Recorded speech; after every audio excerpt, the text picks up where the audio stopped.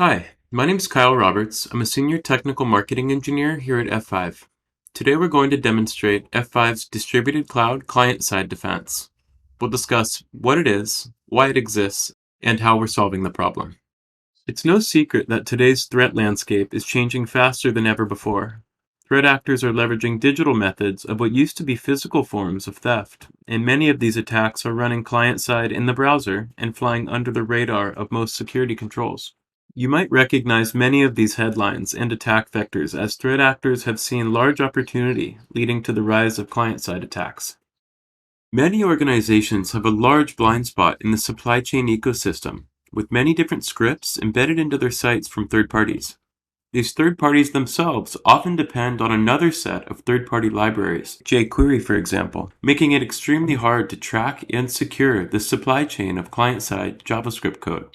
Criminals are leveraging this lack of visibility to their advantage and compromising e-commerce platform accounts, code repositories, S3 buckets, and other methods of injecting malicious scripts into the supply chain that these web pages rely on. This results in PII harvesting, payment card skimming, credential theft, and data exfiltration of other sensitive information entered by the user. These attacks are often generically referred to as mage card attacks.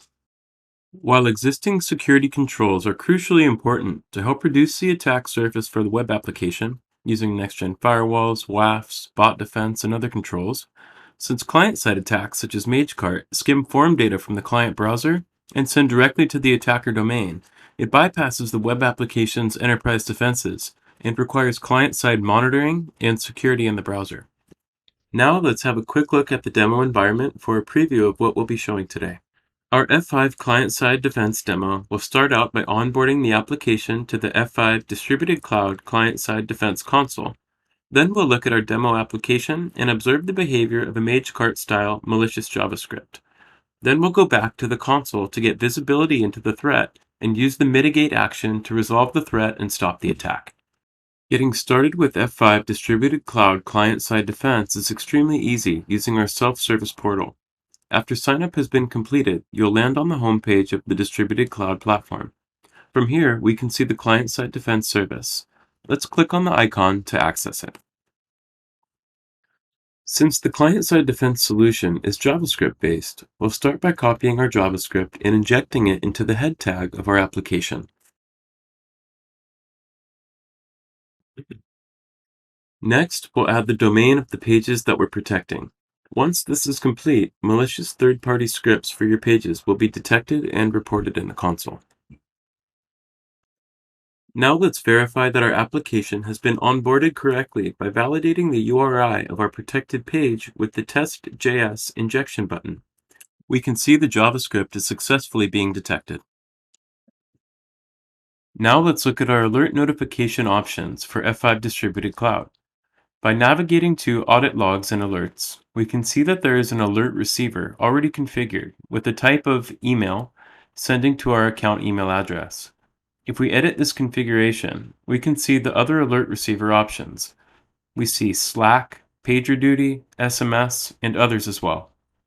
Moving to the CSD Overview dashboard, we want to call out that there are not yet any processed transactions and no suspicious domains. Now let's move into our attack scenario and we'll come back to this screen shortly. On the left, we have our protected application. On our right, we have Chrome Dev Tools. And the attacker console on the bottom is a live debug of our MageCart command and control server. If we look at the Chrome Dev Tools to inspect the code, we can see the client-side defense JavaScript here. The next script underneath it is a form-jacking MageCart-style JavaScript.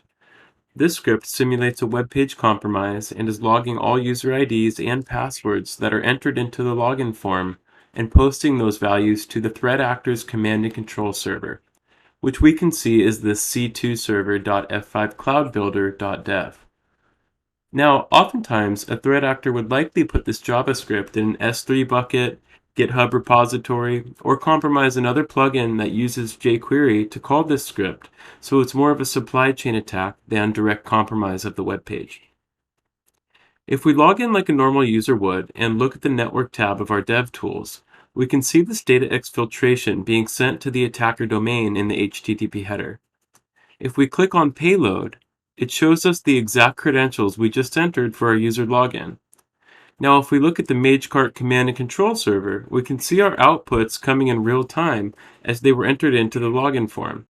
Now that we've just run our attack, we see the alert notification in our inbox. Inside of the email are details about the threat and a summary description with the page it was detected on and the suspicious domain ID, along with some other information. Back inside of the CSD overview dashboard, we now have good visibility into the malicious JavaScript that was previously running undetected on our web page. Under suspicious domains, we have one domain that needs our attention, which is the c2server.f5cloudbuilder.dev. If we click on the domain, it will give us additional visibility and insights into the risk posed by this script. First, we have a risk score out of 100, details on when we first detected it, and some additional risk indicators. It also specifies the associated JavaScript to investigate as well. Based on this information, we can perform any additional investigation required and add this domain to the mitigation list. Notice that the status on this domain is now showing as added to mitigation. Now back in our application environment, as we attempt to collect our usernames and passwords, we're no longer receiving the inputs. If we refresh the page, we will no longer see any of our Exfiltrate XHR post requests sending data. This attack has been blocked, and now the admin can go and identify the problematic JavaScript code.